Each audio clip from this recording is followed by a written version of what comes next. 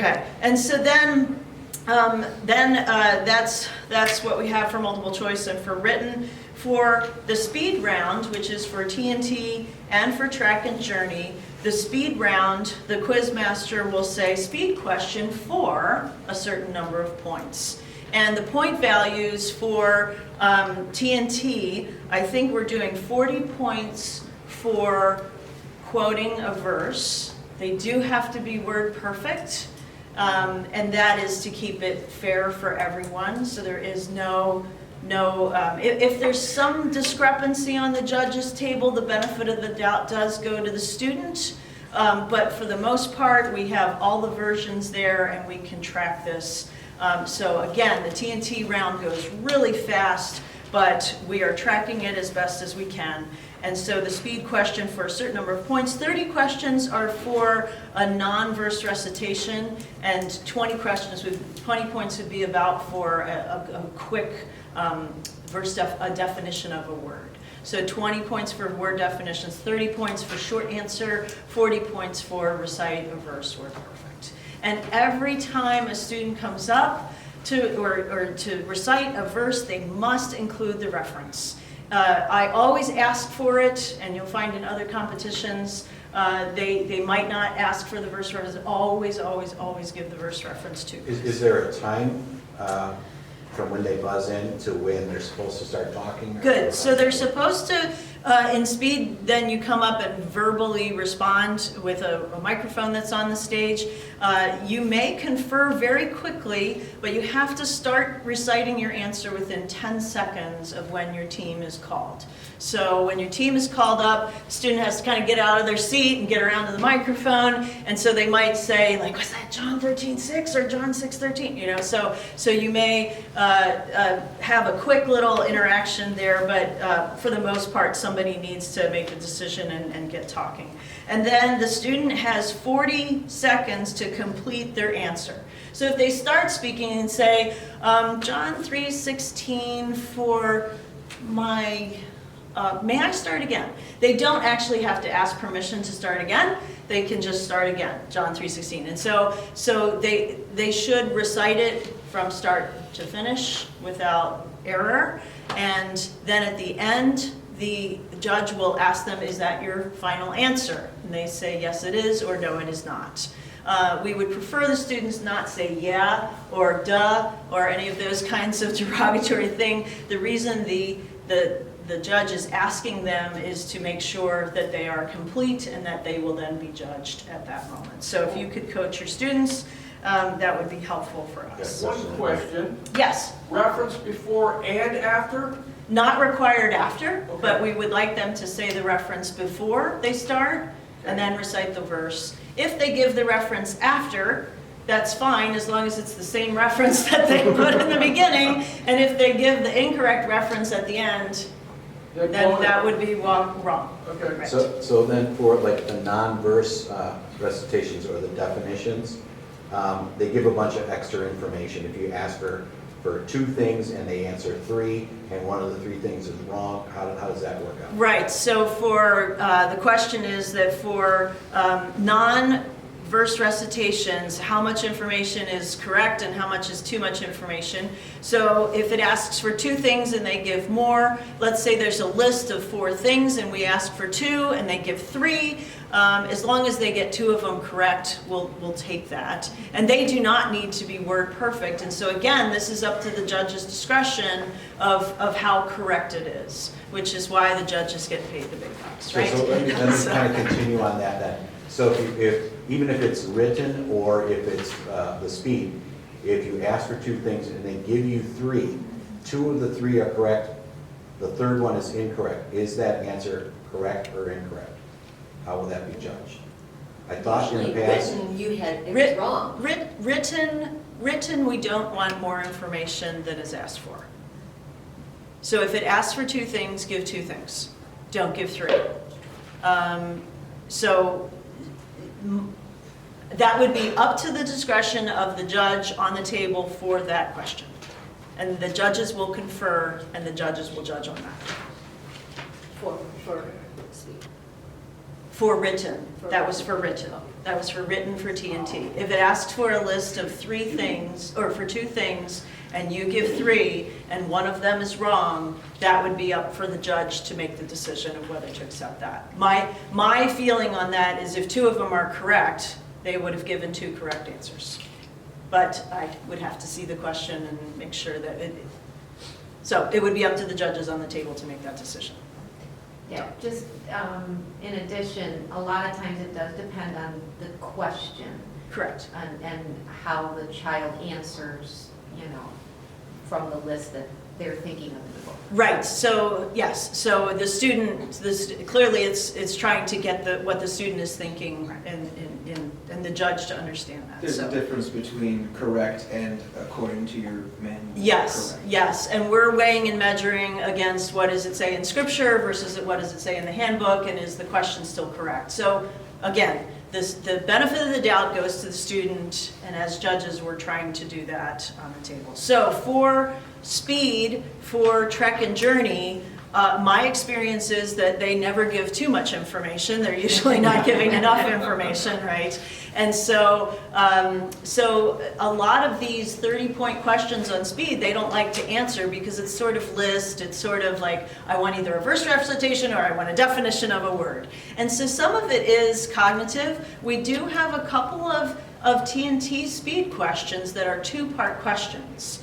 And this is because we only have a finite number of verse recitation questions that we can ask. And if we have 2 divisions, we have to come up with a couple of creative questions. And they end up being 2-part questions. And the students want to buzz in too fast. They're not willing to listen to. So as a judge table, we've decided to lock out the box so that they cannot bring in before the entire question is read. Nice. That will then allow the full question to come out so that as judges, we're not saying, I'm sorry, that's incorrect, because they only heard the first part of the question, okay? So that's something we have learned, and we decided last year that we're gonna do this year, and so they won't be able to bring in until the entire question's read, and that's for TNT only. For Trek and Journey, they are on their own, and if they buzz in too fast, that's their learning curve. So, yes, questions? So if they think they have already buzzed in, but they haven't because you blocked it, how will they know? I mean, we just have to let them know that it's. Keep hitting them on the back. Okay. Right, Jay is sitting over there with his finger on the pretend buzzer going, just keep ringing in. Okay. So it'll be up to, as soon as the judge releases the lockout button, and that'll be something kind of random, another little random part there. But if the students wait and actually listen to the whole question, then they're all kind of being fair again, so. And don't scream in agony Yeah, that it's not working, because that's gonna, Yeah. right, can you check my buzzer is gonna be the next question there. I hate to be that guy. So, as far as the score, Wait, we got, okay, hold on just a second with the question, hold on to, hold on, please. 3 or 4 multiple choice seats per team. so for TNT, there are two students per speed team, or one third seat for any church. In Trek and Journey, there are 2, 3, or 4 students per team, and that is true for multiple choice because they have 1 set of paddles, and it's also true for speed. So Trek and Journey, 2, 3, or 4 students. For TNT, it's 2 students or 3 if your church has 1 team of 3 students on the team. Okay, so for scoring, the multiple choice is worth 20 points. 0 for an incorrect multiple choice. For written, the correct answers are 20 points for written for TNT. There is no written for Trek Journey. For speed, the correct answers are 20 points for TNT for speed, 0 if they get an incorrect answer. And for Trek and Journey, the speed questions are worth either 20 or 30 or 40 points, depending on if it's a definition, word definition, or a short answer list, or a verse recitation, 40 points. And you do go negative if you get an incorrect answer in Trek and Journey, not in TNT. TNT, you don't go negative, you just get 0.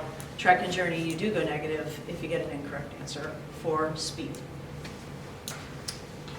Question? I can't remember if we changed this rule or not. The second team that buzzes in for Trek and Journey. Thank you. They still get the negative full amount of points? Yes, so in TNT, when they speed quiz in, if they hit the buzzer, the first team gets up and recites their answer and it's incorrect, the second team stands up and answers the question based on what was read, okay?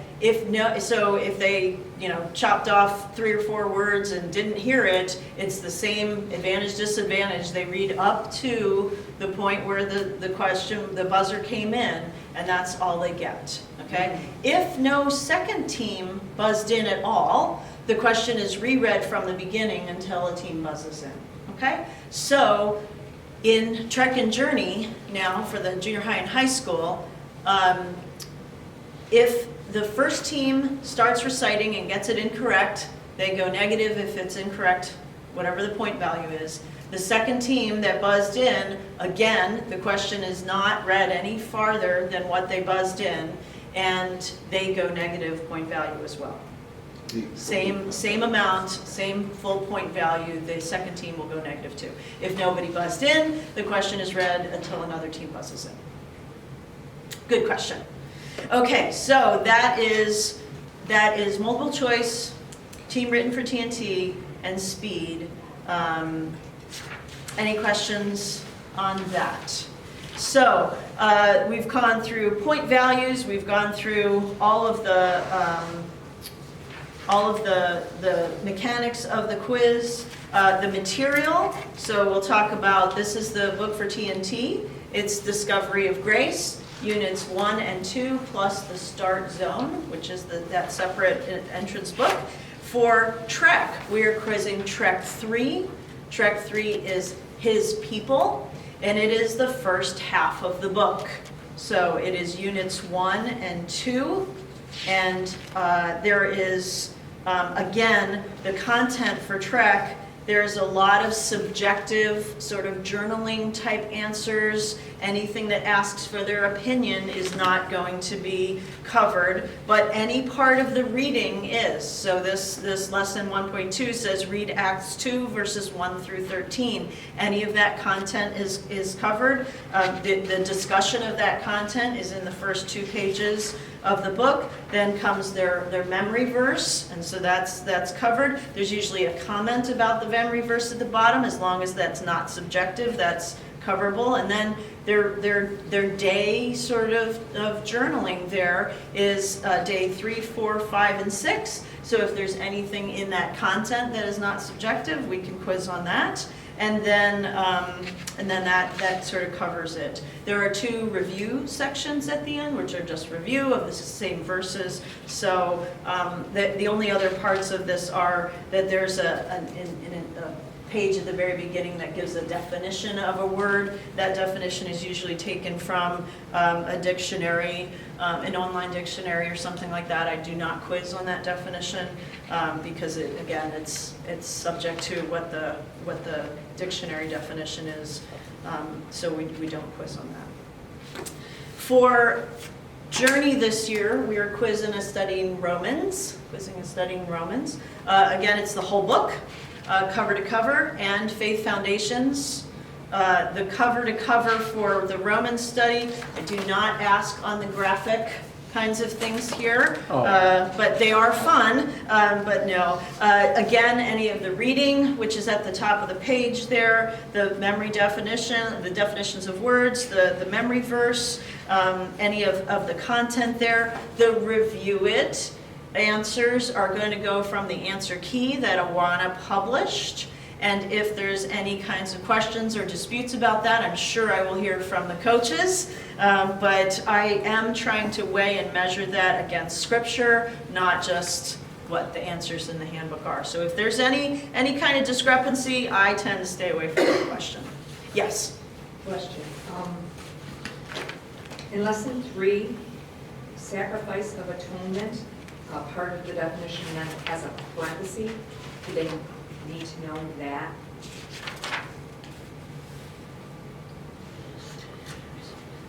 That's a great question. So on page 17 of my book, it says sacrifice of atonement, the blood of Christ satisfying the requirements of the law, period. And then parenthetically there is, Christ became our sacrifice by shedding his blood on the cross. He took upon himself all the filthy, disgusting burden of sin so that by faith we could receive his righteousness. As a judge, I would say that I would require the first definition up to the period and not the parenthetical part. That would be my personal one. Can't speak to what they would do for Summit. Okay? But that brings up a great question. In the TNT material, there's actually, when we look at the 4 different versions, so we quiz in ESV, New King James, NIV 1984, or King James Version. So they're the 4 versions that the judges have on their table that they're weighing your recitations against. There are some in the New King James where they took the verse and a part of the verse in the ESV is actually in the verse before, and so it doesn't come up in the body of this verse in the book. It does in the New King James, it doesn't in the ESV. It does in the King James, it doesn't in the NIV. And so we're seeing a bit of discrepancy there. There's also one that doesn't have the proper noun at the beginning of the verse recitation. And so I want to put who God, parenthetically, said this. And so we're seeing a little bit of difference in some of the verse recitations for this. And so good question about these parenthetical sort of things. We'll have that at the judges table where we can. And if you as a coach notice something like that, just raise your hand, question, and what we tend to do with our quiz is we accept your input and then we park it off to the side. We allow the quiz to keep going forward so that we don't stall out the whole quiz. And then we'll come back and make a judgment on that. We'll say we threw out that question based on the coach's input and we'll add a new question in. So we don't want to sit there and bicker and argue about a detail. We want the kids to continue quizzing. So does that make sense as far as coaches and quiz? Good. So back to content on the Journey book. There is one more part that I just want to show you, and that is in the back. There's this little card that says lesson summaries. That is also covered on the quiz. Okay, so they're lesson summaries that Awana has, and the reason why they're good for us to quiz is because they give us something to connect to, and it's another way of prompting for a verse or prompting for a short answer from those verse summaries. So I actually like to use them. Any other questions on content? So Journey, Trek, TNT, 3 quizzes this year. Any questions on content? We good? How are we doing time-wise? Good? Doing great. I was going to come back to, we talked earlier, you said something about the start